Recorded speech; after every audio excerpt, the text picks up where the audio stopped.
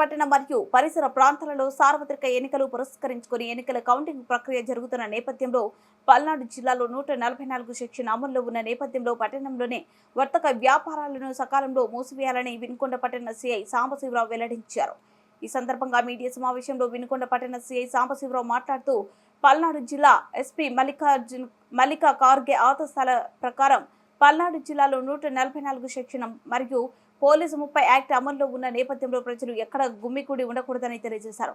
శాంతి భద్రతలకు విఘాతం కలిగిస్తే వారిపై కఠిన చర్యలు తీసుకుంటామని హెచ్చరించారు. కావున ప్రజలు పోలీసు వారికి సహకరించాలని కోరారు. ఎవరు గొడవలకు పోవద్దని, గొడవలకు పోతే ఎన్నికల నేపథ్యంలో కఠిన శిక్షలు ఉంటాయని తెలియజేశారు. అందరికీ నమస్కారం. ఎలక్షన్స్ కి సంబంధించి కౌంటింగ్ ప్రొసీజర్, అదేవిధంగా ఆ తర్వాత జరిగేటువంటి ప్రొసీజర్కి సంబంధించి శాంతి భద్రతల పరిరక్షణ, ప్రజల ధనమాన ప్రాణాలు రక్షించాలన్నటువంటి ఉద్దేశంతో జిల్లా ఉన్నతాధికారులు తీసుకున్నటువంటి ఇన్స్ట్రక్షన్స్ మేరకు షాపులన్నీ కూడా సకాలంలో మూపించడం అనేది జరుగుతూ ఉంది. దానికి సహకరిస్తున్నందుకు వర్తక వ్యాపారులందరూ కూడా హృదయపూర్వక ధన్యవాదాలు తెలియజేస్తామన్నాం. ఇదందరూ కూడా టౌన్లో ఎలాంటి శాంతి భద్రతల విఘాతం జరగకూడదు.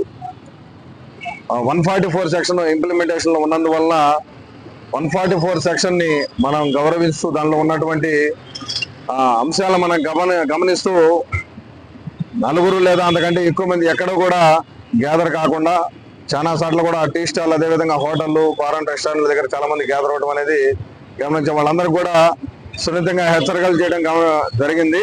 దాన్ని బట్టి ప్రజలందరూ కూడా మాకు సహకరిస్తా చాలా మంది వాలంటీర్గా షాపులన్నీ కూడా క్లోజ్ చేసుకుంటా ఉన్నారు. నిత్యావసర వస్తువులు తప్ప ఏ షాపులు కూడా స్టిపులేటెడ్ టైం ఏదైతే కేటాయించడం జరిగిందో దాన్ని మించి ఉండరాదని అందరూ కూడా తెలియజేస్తా ఉన్నాం.